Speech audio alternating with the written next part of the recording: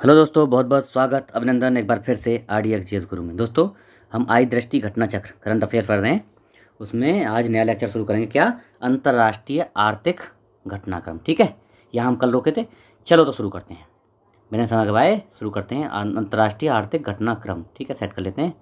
Okay, चलो। World economic outlook report है ना। कौन सी रिपोर्ट आई है? वर्ल्ड इकोनॉमिक आउटलुक रिपोर्ट 2023 आई है। इसमें क्या है, कौन जारी करता है? IMF जिसको जारी करता है। शीर्षक क्या है? ए रॉकी रिकवरी। क्या है शीर्षक? Rocky recovery. किसकी? वर्ल्ड इकोनॉमिक आउटलुक रिपोर्ट की। ठीक है, IMF द्वारा जारी किया ए रॉकी रिकवरी। अर्थव्यवस्था की वृद्धि दर 2022 के लिए कितनी? 6.1% है ना। किसकी? भारत की। भारत की अर्थव्यवस्था की वृद्धि दर इसने IMF ने कितनी आंकी है?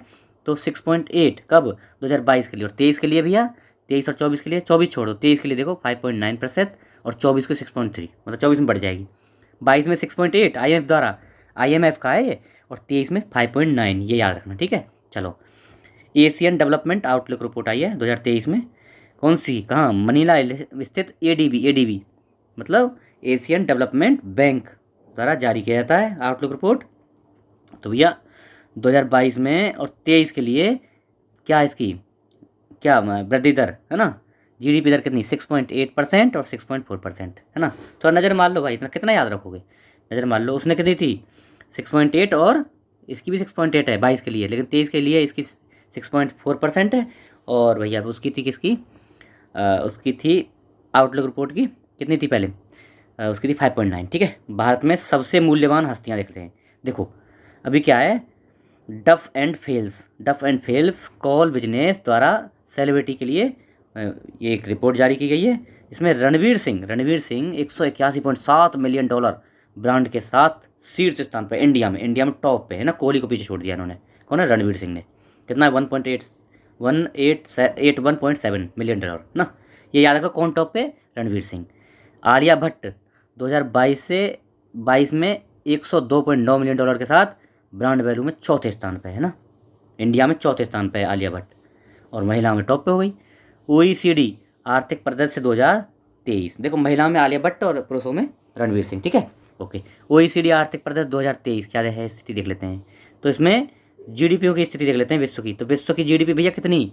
2023 के लिए 2.6% से बढ़ेगी। संयुक्त राज्य अमेरिका कितनी बढ़ेगी? 1.5% की वृद्धि होगी।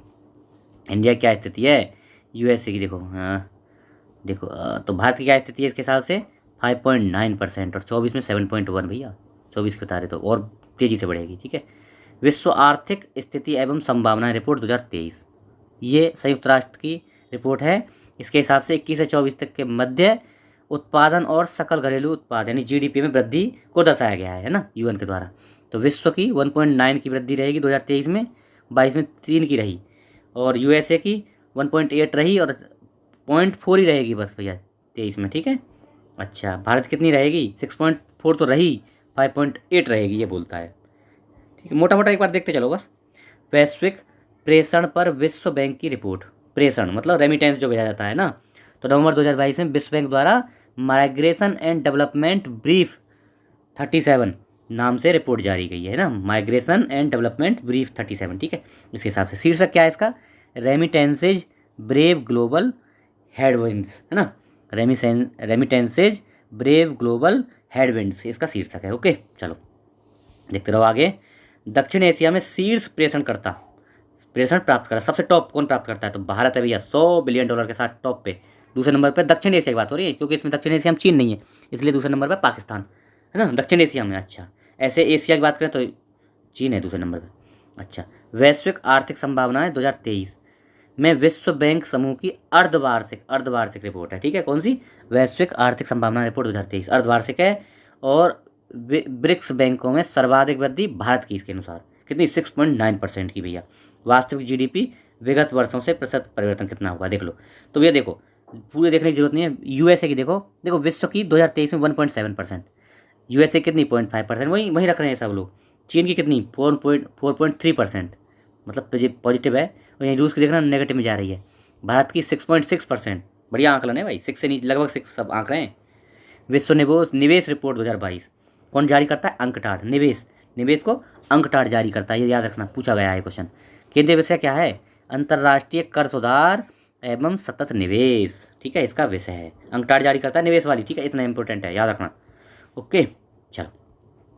वर्ष 2023 में बहुराष्ट्रीय उद्यमों में 15% की दर से वैश्विक न्यूनतम कॉरपोरेट कर आरोपित करें। देखो, जो बहुराष्ट्रीय कंपनियां हैं ना, जैसे गूगल है फेसबुक है, ये जो कई देशों में चलती हैं, तो इन पर 15% की दर से वैश्विक न्यूनतम कॉरपोरेट टैक्स लगाने की सहमति बन गई है, ठीक है, याद रखना, ये 15% है।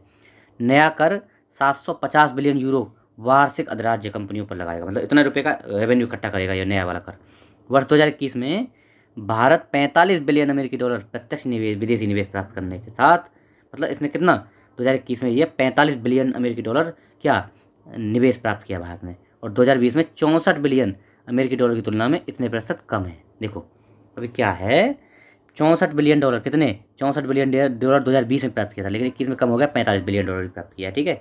अच्छा, 21 में भारत विश्व में 7वें स्थान पर, जबकि 20 में 8वें स्थान पर, क्या यही निवेश प्राप्त करने में अंकटार ने जारी किया ना, निवेश प्राप्त करने में भारत 21 में है 7वें नंबर पर, 20 में 8वें नंबर पर, ज़्यादा प्राप्त किया था फिर भी 8वें नंबर था, अब की बार विश्व में ही निवेश कमाया है ना, इसलिए। एफडीआई अंतर प्रवाह शीर्ष 3 अवस्थाएं, कहाँ से एफडीआई सबसे ज़्यादा जाता है, तो यूएसए से सबसे ज़्यादा जाता है, चीन से दूसरे नंबर पर, और हांगकॉन्ग से तीसरे नंबर पर, ठीक है, अंतर प्रवाह है ना, अंतर प्रवाह यही होता है ना, ठीक है। दूसरा क्या, 2021 में भारत एफडीआई निर्वाह बहिर्प्रवाह 43% की वृद्धि के साथ 16 बिलियन डॉलर दर्ज किया है। वर्ष 2021 में भारत से एफडीआई मतलब 43% की वृद्धि हो गई भारत से जाने में, और 16 बिलियन डॉलर हमने भी निवेश किया है, ठीक है। अब देखो बहिर्प्रवाह, सुनो, वो अंतर प्रवाह था ना, अंतः प्रवाह मतलब कौन से देश में एफडीआई सबसे ज़्यादा आता है, अंतर प्रवाह मतलब एफडीआई कौन से 3 अवस्था है, देखो सबसे टॉप एफडीआई प्राप्त करता है यूएसए, ये सही है, ठीक है, सबसे टॉप में यूएसए, दूसरे नंबर चीन और तीसरे नंबर पर हांगकॉन्ग एफडीआई प्राप्त करता।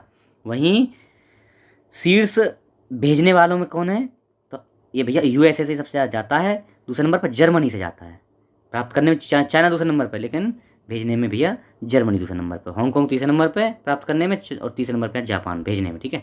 चलो अब देखो वैश्विक सूचकांक देख लेते हैं, कुछ इंपॉर्टेंट सूचकांक भी हैं, कौन कौन से हैं देख लेते हैं। तो यह विश्व के अरबपतियों की सूची 2023 फोर्ब्स के द्वारा जारी की है ये, ठीक है। फोर्ब्स की अरबपति सूची में 3 अरबपति कौन से, Bernard Arnault and family top पे है ये। अब वो एलन मस्क नहीं है, दूसरे नंबर पे आ गए, ये हैं बर्नार्ड अर्नाल्ड एंड फैमिली एक पे, एलन मस्क दूसरे पे, और जेफ बेजोस अमेजन वाले तीसरे पे, ठीक है, ये हो गई स्थिति। अभी 3 भारतीय अरबपति देख लो, मुकेश अंबानी टॉप पे 9 रैंक, गौतम अडानी 24वें रैंक पे पहुंच गए अभी, और शिव नडार आ गए हैं तीसरे नंबर पे ना 55।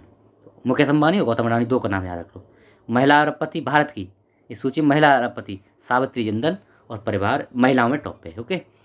हुरून ये बहुत important, Hurun global rich list, इसमें कौन टॉप पे है, रिलायंस के मुकेश अंबानी भारत में टॉप पे हैं, उसमें भी टॉप पे थे, ठीक है। विश्व के शीर्ष 3 अरबपति किसके हिसाब से, हुरून के हिसाब से, ओके। तो कौन है, बर्नार्ड अर्नाल्ड और एलन मस्क दूसरे पे, और बर्नार्ड अर्नाल्ड ही है इसमें भी, ठीक है, याद रखना।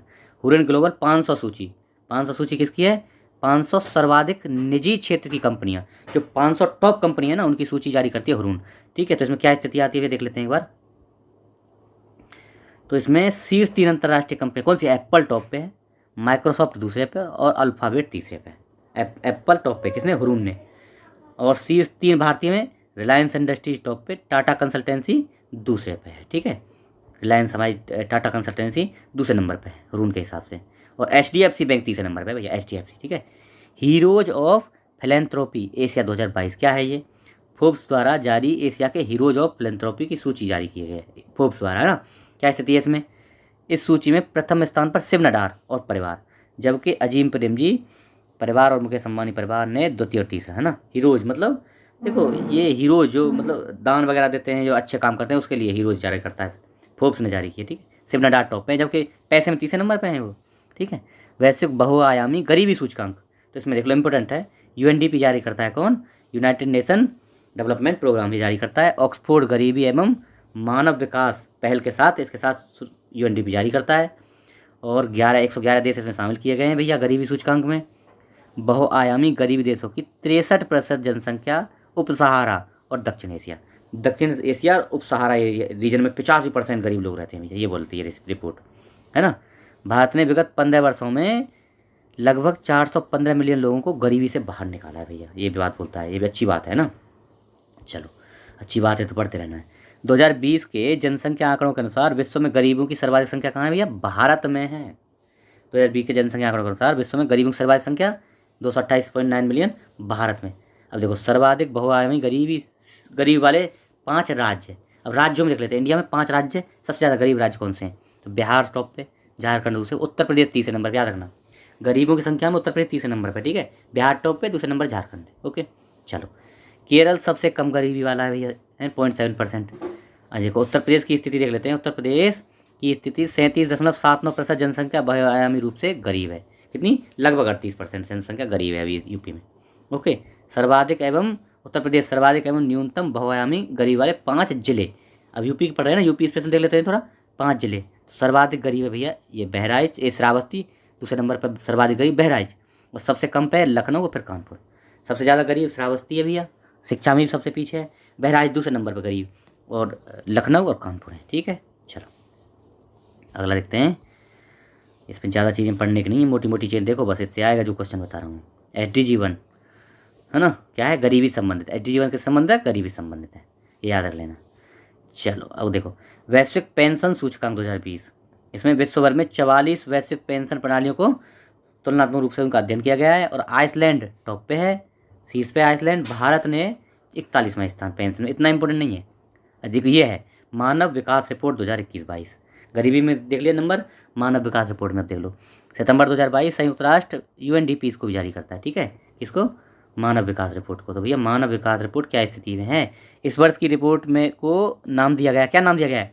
Uncertain times, unsettled lives, shaping our future in A transforming world.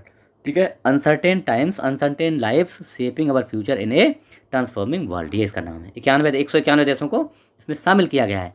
2021 में मानव विकास की दृष्टि से सबसे दयनीय स्थिति दक्षिणी सूडान, 191 रैंक, उसके बाद चाड थी 190, है ना। कितना? दक्षिणी सूडान सबसे नीचे, चाड दूसरे नंबर पे, नीचे से दूसरा। असमानता समायोजित मानव सूचकांक, समायोजित मानव सूचकांक की रैंकिंग सीट्स पे आइसलैंड टॉप पे है इसमें, ठीक है। आइसलैंड मानव विकास में टॉप पे है, ठीक है। चलो बाकी दिखाएंगे आंकड़े। ओके, इस वर्ष सर्वाधिक लैंगिक समानता वाले देशों में सर्वोच्च स्थान किसने? डेनमार्क ने। सर्वाधिक लैंगिक समानता किसने? डेनमार्क ने प्राप्त की है, इसी मानव विकास रिपोर्ट के अनुसार ही। अच्छा ओके, सर्वाधिक असमानता वाले देशों में क्रमशः यमन, पापुआ न्यू गिनी। किसमें? सर्वाधिक लैंगिक असमानता में। ओके, महिलाओं एवं पुरुषों के बीच समानता, क्योंकि इसका एक आयाम रहता है ना महिला समानता, इसलिए उसमें बता रहा है। मानव विकास सूचकांक 2021-22 में भारत की स्थिति क्या है भैया? मध्यम मानव विकास वाले राज्यों में, और 132 रैंक है हमारी है। कितनी है? इसमें 132 रैंक हमारी आई है, ठीक है, मानव विकास में। ओके, मानव विकास सूचकांक प्रमुख देशों की स्थिति देख लो, कौन कौन से देश हैं। स्विट्जरलैंड टॉप पे रहा है, नॉर्वे दूसरे नंबर पर रहा है ना। अच्छा, और देख लो क्या है, USA कितना? 21 नंबर पर USA है, और हमारा आएगा 132 में है हम तो, ठीक है। अच्छा, फॉर्चून ग्लोबल 500 सूची, इस सूची के अनुसार वित्तीय वर्ष 21 में अमेरिकी रिटेल कंपनी वॉलमार्ट, ये भी जो है फॉर्चून, पहले फोर्ब्स ने जारी की, हरून ने जारी की, अब फॉर्चून ने भी जारी किया 500 सूची। तो इसमें जो है वॉलमार्ट टॉप पे आई है अमेरिकी कंपनी। उसमें कौन सी थी? एप्पल थी। चलो, लगातार 9वें वर्ष इसमें, इसके हिसाब से तो कुल 9 भारतीय कंपनी इसमें शामिल की गई हैं। कंपनियों का स्थान कहाँ है भैया? भारतीय जीवन बीमा 18वें नंबर पर आई है, टॉप पे, तो इंडिया के हिसाब से टॉप पे है। रिलायंस इंडस्ट्री 104 में है, इस तरह से, ठीक है। कोई इंपॉर्टेंट नहीं है ज़्यादा, एक बार नज़र मार लो मोटा मोटा। ओके, चलो यहाँ देख लेते हैं अब। कोटक निजी बैंकिंग हुरून अग्रणी धनी महिलाएं, कोटक ने जारी की है। तो ये कितना? जुलाई 2022 में कोटक प्राइवेट बैंकिंग द्वारा हुरून इंडिया, कोटक निजी बैंकिंग, इन दोनों के सहयोग से महिलाओं की जारी की, महिलाओं में टॉप पे। तो सूची का 3रा वार्षिक संस्करण हो गया, कोई ज़रूरत नहीं है। HCL टेक्नोलॉजी की ये है रोशनी नडार मल्होत्रा सूची में टॉप पे है ना, कोटक के हिसाब से। चलो इतना इंपॉर्टेंट। वैज्ञानिक परिदृश्य भी देख लेते हैं। वैज्ञानिक परिदृश्य इंपॉर्टेंट है, वैज्ञानिक परिदृश्य। ओके, चलो तो देखो, इसरो RLV-LEX मिशन, दोबारा उपयोग में लाए जा सकने वाले प्रक्षेपण यान का स्वतः लैंडिंग, मतलब रियूजेबल लॉन्चिंग व्हीकल, यह है ऑटोनोमस लैंडिंग मिशन।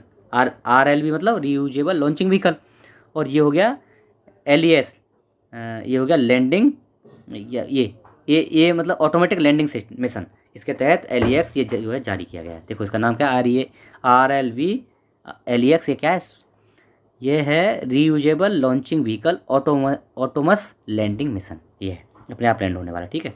DRDO और भारतीय वायुसेना के सहयोग से एयरोनॉटिकल चित्रदुर्ग कर्नाटक में इसको विकसित किया गया है। विश्व में पहली बार एक पंख वाले संयंत्र को हेलीकॉप्टर द्वारा इतने किलोमीटर ऊपर ले जाए, बहुत इंपॉर्टेंट है। विश्व में पहली बार हुआ जब एक पंख वाले संयंत्र यानी विंग्ड बॉडी एलिवेटर 4.5 किलोमीटर के ऊपर ऊंचाई तक ले जाया गया और रनवे पर उसको उतारा गया लैंडिंग की। यही है, ये कौन सा है, ये ले जाके RLV-LEX, याद रखना इंपॉर्टेंट है, यही है। RLV अनिवार्य रूप से एक अंतरिक्ष विमान है। ये क्या है, अंतरिक्ष विमान है। अच्छा, RLV-TD में प्रक्षेपण यान और वायुयान दोनों की विशेषताएं। RLV-TD में प्रक्षेपण यान भी है और वायुयान भी है, दोनों की विशेषता रखता है, ठीक है। M3 one wave India 2 mission, यह है LBM-3 प्रक्षेपण यान की लगातार 6ठी उड़ान सफलतापूर्वक हो गई है भैया। इसके तहत वन वेव ग्रुप कंपनी के 36 उपग्रहों को 450 किलोमीटर वृत्ताकार कक्षा में स्थापित कर दिया गया है ना। इसके तहत, इसी के तहत, ये LBM-3 के तहत, LBM-3 M3। ओके, चलो क्या है, मोटी मोटी चीज़ें एक बार देख लो क्या क्या है। दातव्य है कि वन वेव एक वैश्विक संचार नेटवर्क है। क्या है, वन वेव वैश्विक संचार नेटवर्क। विश्व का प्रथम 3D प्रिंटेड रॉकेट टेरान 1, विश्व का पहला 3D प्रिंटेड रॉकेट टेरान 1 कहाँ, फ्लोरिडा USA के कैप कैनवेरल स्पेस सेंटर से लॉन्च हुआ है। कौन, टेरान 1, यही पूछेगा। विश्व का प्रथम 3D प्रिंटेड रॉकेट का क्या नाम है, टेरान 1 नाम है, ठीक है, टेरान 1। ओके, और क्या हो गया, अच्छा, मीथेन से संचालित है। ये मीथेन से 85% द्रव्यमान मिश्र धातुओं और 3D प्रिंटेड है, ठीक है। टेरान 1 लॉन्च की जाने वाली अब तक की सबसे बड़ी 3D प्रिंटेड संरचना टेरान 1, ठीक है। ओके, मेगाट्रॉपिक्स 1, ये क्या है, का अंतरिक्ष का नियंत्रण पुनर्प्रवेश। क्या है ये, 7 मार्च 2023 को सेवा मुक्त किए मेगाट्रॉपिक्स 1 उपग्रह का पृथ्वी के वायुमंडल में पुनः प्रवेश कर लिया गया है। क्या है, मेगाट्रॉपिक्स 1 क्या है, जो हाल ही में चर्चा रहा, तो यह उपग्रह है, इसको पुनः प्रवेश कराया है पृथ्वी के वायुमंडल में। उष्णकटिबंधीय मौसम और जलवायु अध्ययन के लिए इसरो और फ्रांसीसी अंतरिक्ष एजेंसी CNES के बीच एक सहयोगी प्रयास के रूप में 12 अक्टूबर 2011 में एक प्रक्षेपित किया गया था। इसरो और किसने, फ्रांस ने मिलकर प्रक्षेपित किया था। इसका टाइम कंप्लीट हो गया, तो इसको वायुमंडल में, पृथ्वी के वायुमंडल में पुनः प्रवेश करा लिया गया है और सफलतापूर्वक करा लिया गया, ठीक है। ओके, ये है, कौन सा है, याद रखना, कौन सा है, याद रखना, इसका नाम मेगाट्रॉपिक्स 1। ओके, मेगाट्रॉपिक्स 1। बृहस्पति, अब इंपॉर्टेंट फैक्ट, बहुत इंपॉर्टेंट है। बृहस्पति सौरमंडल का सर्वाधिक उपग्रह वाला ग्रह। देखो, पहले बृहस्पति था, फिर बीच में शनि बन गया, अब फिर दोबारा बृहस्पति बन गया। 3 फरवरी 2023 को नई घोषणा के अनुसार बृहस्पति 12 नए उपग्रह मिल गए हैं और इसके साथ ही इसके उपग्रहों की संख्या 95 हो गई है और यह शनि के 83 को पीछे छोड़ते हुए नंबर 1 हो गया है, ठीक है। अच्छा, हवाई और चिली में स्थापित दूरबीन के द्वारा इसका पता लगाया गया है। बृहस्पति के 4 उपग्रह कौन से, आयो, 4 जो बृहस्पति के 4 सबसे बड़े उपग्रह आता है मिलाने को, कौन से, आयो, यूरोपा, गैनीमीड और कैलिस्टो। आयो, यूरोपा, गैनीमीड और कैलिस्टो, 4 उपग्रह। अब देखो स्थिति देखो, बृहस्पति कितने, 95 है ना, सौरमंडल में उपग्रह बृहस्पति के 95, शनि के कितने हैं, 83 और तीसरे नंबर पे यूरेनस से 27, ठीक है। बाकी और ज़रूरत नहीं है, पृथ्वी का एक है ही चंद्रमा। SSLV D2 EOS 7 क्या है ये, small satellite launch vehicle D2 है ना, EOS अर्थ ऑब्जर्वेशन सैटेलाइट, ये इसका फुल फॉर्म है। 10 फरवरी 2023 को SSLV की द्वितीय विकासात्मक उड़ान कर ली गई है। मिशन को SSLV D2 EOS 7 मिशन नाम दिया गया है। श्रीहरिकोटा से, भैया देखना, हर एक जो है श्रीहरिकोटा सतीश धवन अंतरिक्ष केंद्र यहीं से लॉन्च होते हैं, ध्यान रखना, ये फिक्स है। ये 3 उपग्रह इसके तहत लॉन्च किए गए हैं। कौन कौन से हैं भैया, 3 उपग्रह देख लेते हैं। तो देखो 3 उपग्रह हैं इसमें, EOS 7, जानुस 1 और आज़ादी सेट 2। कुछ इंपॉर्टेंट है। EOS 7 क्या है, इसरो द्वारा डिजाइन और विकसित भू प्रक्षेपण अर्थ ऑब्जर्विंग है ना, अर्थ ऑब्जर्विंग सैटेलाइट। EOS का मतलब यही है, ठीक है। दूसरा जानुस 1 क्या है, प्रौद्योगिकी प्रदर्शक, टेक्नोलॉजी डेमोस्ट्रेटर, टेक्नोलॉजी के लिए जानुस है और ये अमेरिकी कंपनी एंटारिस का उपग्रह है, ठीक है। आज़ादी सेट 2, ये इंपॉर्टेंट है, अभी पूछेगा आज़ादी सेट 2 क्या है, चेन्नई स्थित भारतीय aerospace startups space kids India Chennai company है, उसके द्वारा बनाया गया, बच्चों ने बनाया भैया ये। विश्व में प्रथम अवसर था जब ग्रामीण पृष्ठभूमि से संबद्ध 750 छात्राओं ने, लड़कियों ने भैया, छात्राओं ने साथ मिलकर किसी उपग्रह को निर्माण किया था। बहुत इंपॉर्टेंट है आज़ादी सेट 2, याद रखना, ये पूछा जाएगा क्वेश्चन पक्का। सभी महिला अवधारणा, मतलब ऑल वुमेन कॉन्सेप्ट के साथ है, पहला अंतरिक्ष यान है, ऑल वुमेन इसमें। उद्देश्य क्या है, स्टेम समझते हो, स्टेम की फुल फॉर्म है देखो, साइंस, टेक्नोलॉजी, इंजीनियरिंग और मैथमेटिक्स। इन क्षेत्रों में महिलाएं पीछे हैं, तो इन क्षेत्रों में भी महिलाओं को आगे बढ़ाने के उद्देश्य से इसको जो है आज़ादी सेट 2 को लॉन्च किया है महिलाओं के द्वारा, ठीक है, महिलाओं को बढ़ावा देना। ओके, अब देखो अमीरात चंद्र मिशन, ये क्या है, यूएई का है। तो इसमें फ्लोरिडा स्थित कैप कैनवेरल यूएसए के से स्पेस एक्स का वो एक फाल्कन 9 रॉकेट है, उसके द्वारा अमीरात चंद्र मिशन को सफलतापूर्वक लॉन्च कर दिया गया है। चंद्रमा की सतह पर लैंड करने के लिए लक्षित यह पहला अरब मिशन है। पहला अरब मिशन है, कौन सा, ये अमीरात चंद्र मिशन पहला अरब मिशन है जो चंद्रमा की कक्षा पर लैंड करेगा। इसके रोवर का नाम है राशिद, ठीक है, रोवर कौन सा है, राशिद है। यह मिशन पूर्णतः 100% अमीराती इंजीनियरों के दल द्वारा तैयार किया, यूएई में डिजाइन और निर्मित किया गया। यूएई के इंजीनियर ने 100% तैयार किया है, यूएई में डिजाइन और निर्मित किया गया, ठीक है। मोहम्मद बिन राशिद स्पेस सेंटर कहाँ का है, यूएई का, ने जापान की एक निजी कंपनी आई स्पेस इंक के साथ अनुबंध करके ये काम किया है, ठीक है। मोहम्मद बिन राशिद स्पेस सेंटर यूएई का और जापान कंपनी आई स्पेस इंक, इन दोनों ने अनुबंध करके काम किया, ठीक है। चलो अब मिशन डियर मून, ये क्या है भैया, दिसंबर 2022 में यासाकू माएजावा, ये उद्योगपति हैं जापान के, नागरिक चंद्र पर्यटन मिशन के लिए 10 मशहूर हस्तियों का चयन किया। किसने, दिसंबर 2022 में क्या हुआ, युसाकू माएजावा, ये उद्योगपति हैं वहाँ का, कहाँ का, जापान के। तो इसने भैया 10 मशहूर हस्तियों का चयन किया है, कहाँ, वहाँ मून पे ले जाने के लिए। इसमें एक भारतीय हैं, कौन, देव जोशी है, ये भारतीय भी हैं जो इसमें रजिस्ट्रेशन कराए जाएंगे, है ना। डियर मून मिशन क्या है, शामिल अंतरिक्ष यात्री देख लो, तो देखो सबसे पहले तो कमांडर यही है, अंतरिक्ष कमांडर कौन है, युसाकू माएजावा, जापान के उद्यमी है, ठीक है। बाकी और भी देखो, यूएसए के 2 हो गए, चेक गणराज्य का 1 हो गया, आयरलैंड का होगा, यूके का होगा करीम इलिया, और यूएसए का 3रा हो गया देखो। और ये देखो अपने हैं सदस्य देव जोशी, भारत के अभिनेता हैं, ठीक है। अच्छा, इस मिशन में शामिल देव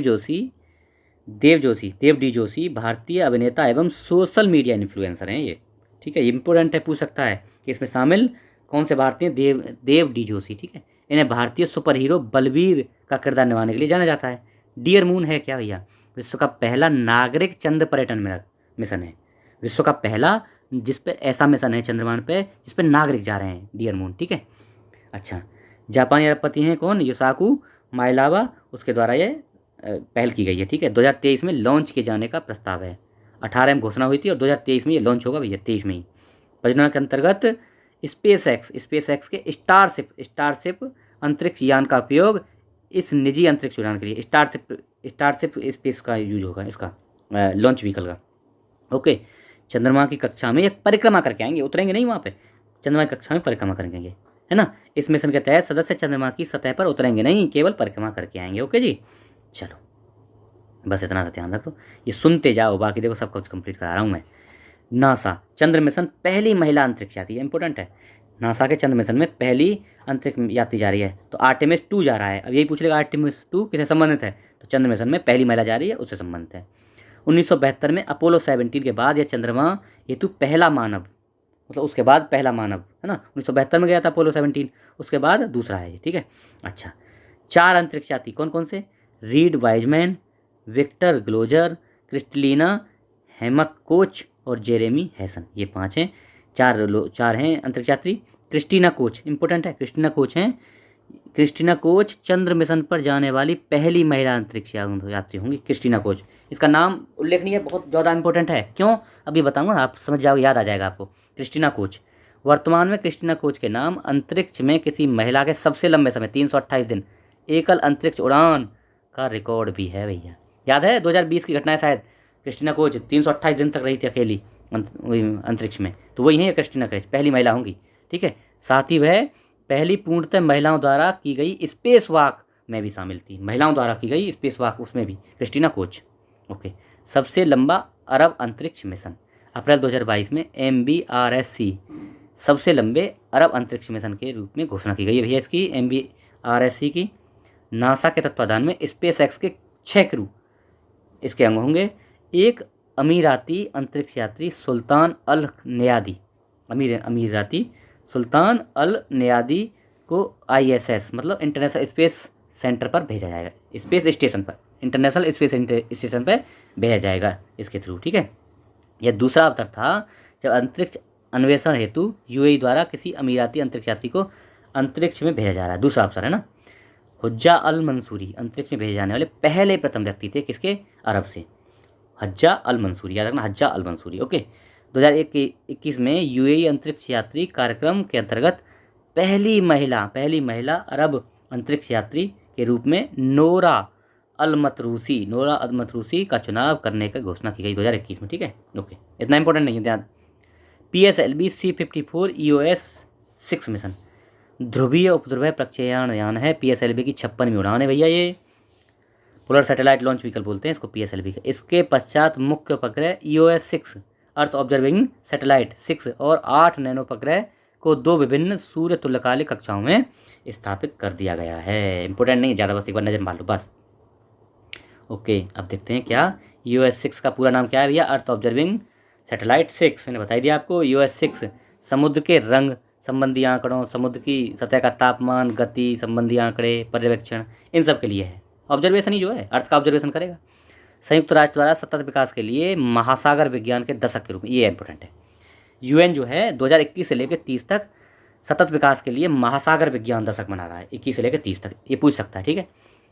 अच्छा, 2021-30 की शुरुआत के बाद से भारत द्वारा किसी प्रमुख महासागरीय अनुसंधान उपग्रह पहला प्रक्षेपण है। देखो, जब ये बनाया रहा ना दशक, इसकी शुरुआत के बाद से ये भारत द्वारा किसी प्रमुख महासागरीय अनुसंधान उपग्रह का प्रथम प्रक्षेपण है। ठीक है, ओके। INS-2B क्या है? ISRO nano satellite for Bhutan, important है। दूसरा है ये उपग्रह को इंडिया भूटान सैट के नाम से भी जानते हैं। INS-2B मतलब इंडिया भूटान सैट 2, है ना।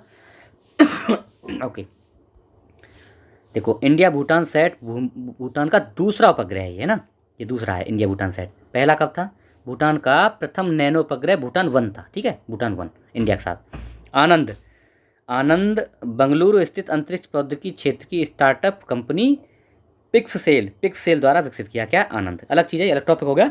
आनंद जो है बंगलुरु स्थित एक अंतरिक्ष प्रौद्योगिकी क्षेत्र की स्टार्टअप कंपनी, कौन सी? पिक्सेल, उसके द्वारा विकसित किया गया है। ओके, ज़्यादा इंपॉर्टेंट नहीं है, देखते रहो बस, चलते रहो। ओके। ओके, अप्रैल 2022 में SpaceX के फाल्कन 9 रॉकेट द्वारा पिक्सेल के ये शकुंतला नामक उपग्रह का प्रक्षेपण किया। कब?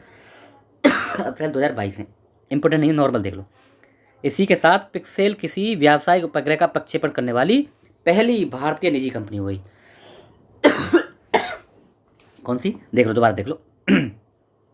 अप्रैल 2022 में पिक्सेल ने फाल्कन 9 रॉकेट द्वारा पिक्सेल के शकुंतला नामक उपग्रह का प्रक्षेपण किया था 2022 में अप्रैल में। इसको प्रक्षेपण करते ही पिक्सेल किसी व्यावसायिक उपग्रह का प्रक्षेपण करने वाली प्रथम भारतीय निजी कंपनी हो गई थी। ठीक है, अच्छा। एस्ट्रोकास्ट, ये क्या है? इंटरनेट ऑफ थिंग्स हेतु प्रौद्योगिकी प्रदर्शक उपग्रह। एस्ट्रोकास्ट IoT के लिए, इंटरनेट ऑफ थिंग्स के लिए एस्ट्रोकास्ट मिलाने के लिए आ सकता है बस। विक्रम एस, ये इंपॉर्टेंट है, मोस्ट इंपॉर्टेंट। भारत का पहला निजी प्रक्षेपण यान है भैया विक्रम एस। 18 नवंबर 2022 को विक्रम एस रॉकेट का प्रक्षेपण सफलतापूर्वक संपन्न हुआ। विक्रम एस पहला निजी श्रीहरिकोटा स्थित वहीं सतीश धवन अंतरिक्ष केंद्र के साउंडिंग रॉकेट प्रक्षेपण परिसर से यह किया गया है। Skyroot aerospace private limited द्वारा इसको बनाया गया है। Skyroot aerospace private limited, Skyroot याद रखना, स्काई रूट। अच्छा, मिशन प्रारंभ किया गया है। मिशन प्रारंभ के तहत प्रक्षेपित किया गया। मिशन प्रारंभ है ना, नाम क्या है मिशन का? प्रारंभ। निजी क्षेत्रों द्वारा डिजाइन और निर्मित किसी रॉकेट का यह भारत का पहला प्रक्षेपण है। प्रथम प्रक्षेपण था किसके द्वारा? ये विक्रम एस। मिशन प्रारंभ के तहत स्काई रूट कंपनी के द्वारा भारत का पहला निजी क्षेत्र का। ठीक है, यह मिशन अंतरिक्ष विभाग के अंतर्गत एक स्वायत्त नोडल एजेंसी, कौन सी? IN SPACe Indian National Space Promotion and Authorisation Centre द्वारा प्राधिकृत का। इन स्पेस द्वारा स्वायत्त नोडल एजेंसी है इन स्पेस, उसके द्वारा प्राधिकृत किया जाएगा। ठीक है, विक्रम एस द्वारा स्पेस एक्स किड्स इंडिया के फनसैट नामक उपग्रह को भी प्रक्षेपित किया गया। फनसैट है ना, ओके। चलो, लगभग 2.5 किलोग्राम वजनी फनसैट को Bharat, America, UAE, Malaysia, Singapore, Indonesia 100 से अधिक छात्रों ने, फनसैट क्या है? छात्रों द्वारा बनाया गया और इसी SpaceX के द्वारा लॉन्च किया गया है, जो इंडिया कंपनी है उसी के द्वारा, और 2.5 किलोग्राम वजन का है। Bharat, America, UAE, Malaysia, Singapore, Indonesia, इनके 100 छात्रों ने मिलकर इसको बनाया है। विक्रम एस क्या है? इंपॉर्टेंट है, भारत का प्रथम निजी प्रमोशन यान है भैया। कौन सा? फर्स्ट, इंडिया का फर्स्ट लॉन्च व्हीकल है, निजी वाला। इस रॉकेट का विकास Skyroot company, Skyroot aerospace private limited ने, हैदराबाद की कंपनी है, इसने किया है, ठीक है। Skyroot aerospace private limited Hyderabad. Important है सब चीज़। एकल चरणीय है, सिंगल स्टेज का है और ठोस प्रदोड़क है, सॉलिड प्रोपेलेंट इसमें यूज होता है, सिंगल चरण का है। और ये क्या है, उपकक्षीय है, सब ऑर्बिटल रॉकेट है, सब ऑर्बिट में प्रक्षेपित होगा। विक्रम रॉकेट श्रृंखला का नामकरण किसके नाम पर? डॉक्टर विक्रम साराभाई के नाम पर नाम है, विक्रम साराभाई के नाम पर, ठीक है, ओके। विक्रम एस विशेषताएं देख लो। द्रव्यमान दुनिया भर का इतना वेट ले जा सकता है ना, 545, ये दुनिया की चीज़ें। पेलोड क्षमता कितनी है? 83 kg, मतलब ये क्या है, 83 kg, ये उसका द्रव्यमान है, उसका वेट है अपना, है ना। अच्छा, पेलोड क्षमता 83 kg और पेलोड कैपेसिटी कितनी? 100 किलोमीटर की ऊंचाई तक ले जा सकता है। अब देखो LVM-3M2 one wave India 1 mission, ये क्या है भैया, बड़ा लंबा नाम है। GSLV Mark 3 को अब लाइट लॉन्चिंग व्हीकल क्या बोलेंगे, LMB3 MK3 के नाम से, मतलब देखो GSLV MK3 का नाम चेंज कर दिया गया है, LMB3 हो गया है इसका नाम, ये याद रखना। पूछ सकता है कि GSLV MK3 का नाम अब क्या हो गया है, तो ये हो गया है LMB3। अक्टूबर 2022 को आंध्र प्रदेश श्रीहरिकोटा सतीश धवन अंतरिक्ष केंद्र से सार सेंटर होता है वहाँ से द्वितीय लॉन्च पैड में LMB3 का प्रक्षेपण सफलतापूर्वक कर दिया गया है भैया, LMB3 का, ओके। तो क्या है LMB3, एक बार दिखाऊंगा मैं भी आपको। देखो, प्रक्षेपण के तहत 36 उपग्रहों को लॉन्च किया गया है। LMB3 का पहला व्यावसायिक, ये LMB3 का पहला व्यावसायिक लॉन्चिंग है। 36 उपग्रह, लगभग 6 टन वजनी पेलोड के एक साथ, या किसी भारतीय रॉकेट की पहली उड़ान है भैया। 6 टन वजन ले जाके पहली उड़ान है ये LMB3 द्वारा, है ना, पहली उड़ान, ओके। चलो देखते रहो। अच्छा, LMB3 मतलब लॉन्चिंग व्हीकल मार्क 3 है LMB3 भैया, ठीक है। PSLV C-53 DSEO मिशन, तो ये जून 2022 में जारी किया गया भैया। इंडिया जून वाला है, ज़्यादा इंपॉर्टेंट नहीं है ऐसे। न्यू स्पेस इंडिया लिमिटेड का दूसरा पूर्णतः वाणिज्यिक मिशन है, फरवरी 2021 में प्रक्षेपित। Amazonia 1 mission new space India limited द्वारा पहला था। देखो ये दूसरा हो गया, लेकिन अमेजोनिया 1 पहला था इसके द्वारा, PSLV C-51 के द्वारा, ठीक है, ओके। अगला देखते हैं। इस मिशन के तहत PSLV C-53 ने सिंगापुर के 3 उपग्रहों को 570 किलोमीटर की ऊंचाई पर वृत्ताकार मार्ग में सेट कर दिया है, बस, ज़्यादा इंपॉर्टेंट नहीं है। मिशन के तहत PSLV C-53 के चौथे चरण के तौर पर पैनलों एवं लिथियम आयन बैटरी का यूज किया गया है, ताकि उपग्रहों को कक्षा में स्थापित करने के बाद भी इसका यूज किया जा सके, ये याद रखना। PSLV C-53 को इसमें लिथियम आयन बैटरियों का यूज किया है कि मतलब ये इनको उपग्रहों को स्थापित करने के बाद भी इसका यूज किया जाए, रीयूज किया जा सके, इसलिए, ठीक है। PSLV एक 4 चरणीय रॉकेट है, 4 चरणीय ना, 4 चरण का रॉकेट है, ओके।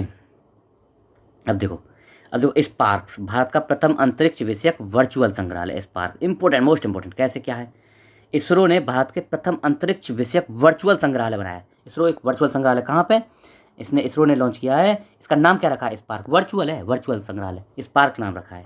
इसमें दस्तावेज, चित्र, वीडियो, मौजूदा वीडियो वगैरह हैं, उनसे संबंधित, इसरो से संबंधित चीज़ें दिखाई जाएंगी। स्पार्क नाम है, ठीक है, संग्रहालय वर्चुअल। GSAT-24 का सफल प्रक्षेपण, क्या है GSAT, इसरो द्वारा निर्मित न्यू स्पेस इंडिया लिमिटेड द्वारा स्वामित्व संचालित यह उपग्रह है, ठीक है। इस उपग्रह का व्यावसायिक उपयोग मैसर्स टाटा प्ले के लिए किया जाएगा। मैसर्स टाटा प्ले व्यावसायिक प्रयोग करेगी, कंपनी है टाटा प्ले। तो इसमें क्या होगा, ये टेलीविज़न, दूरसंचार और प्रसारण, टाटा कंपनी कौन सी है, वही टेलीविज़न, दूरसंचार, प्रसारण वगैरह के लिए यूज करेगी इसका, ठीक है। जून 2020 में प्रधानमंत्री नरेंद्र मोदी की अध्यक्षता में केंद्रीय विधानमंडल ने अंतरिक्ष क्षेत्र में दूरगामी सुधारों को मंजूरी प्रदान की, जिसमें क्या किया, इसका उद्देश्य क्या था, अंतरिक्ष गतिविधियों में निजी क्षेत्र की भागीदारी। अंतरिक्ष क्षेत्र में निजी क्षेत्र की भागीदारी कब शुरू हुई, 2020 से, याद रखना भैया, ये पूछ सकता है 2020 से, ओके। अब SSLV की प्रथम उड़ान, क्या है SSLV, small satellite launch vehicle की प्रथम उड़ान। तो अगस्त 2022 को SSLV की प्रथम विकासात्मक उड़ान संपन्न हो गई है। SSLV के माध्यम से 2 उपग्रहों को, कौन से, EOS अर्थ ऑब्जर्विंग सैटेलाइट 2 और आज़ादी सैट 2 को लॉन्च किया गया है, ठीक है। EOS 2 क्या है, एक भू प्रक्षेपण अर्थ ऑब्जर्वर हो गया भैया, और दूसरा हो गया कौन सा, हाँ, आज़ादी सेट 2, ये अभी बता दिया मैंने। भारत की स्वतंत्रता में अमृत महोत्सव, वही बच्चों द्वारा तैयार किया गया था, और भारत की स्वतंत्रता में अमृत महोत्सव के अवसर पर स्पेस किड्स इंडिया नामक स्टार्टअप ने इसे नैनो उपग्रह के रूप में पहल की है। कौन सी, ये आज़ादी सेट 2, ओके। चलो SSLV क्या है, इसरो का है, और भैया क्या है इसका मतलब, स्मॉल सैटेलाइट लॉन्च व्हीकल नाम है। SSL की ऊंचाई कितनी है? 35 मीटर है। 2 मीटर इसका डायामीटर, याद रखना, आ जाते हैं ऐसे क्वेश्चन। और द्रव्यमान कितना है? 120 टन। 100 से 500 किलोमीटर तक बाहर को छोटे ऊपर में 500 किलोमीटर तक ले जा सकता है। गृह कक्षा में छोड़ देगा, है ना, प्लानर ऑर्बिट में। SSL भी एक चरणीय मतलब थ्री स्टेज रॉकेट है जिसके सभी चरण क्या हैं? प्रणोदक, यानी सॉलिड पॉपुलेंस क्या बोलते हैं इसको? प्रपल्सन। जो 3 चरण हैं और सभी ठोस हैं और सॉलिड प्रपल्सन स्टेज हैं, ठीक है।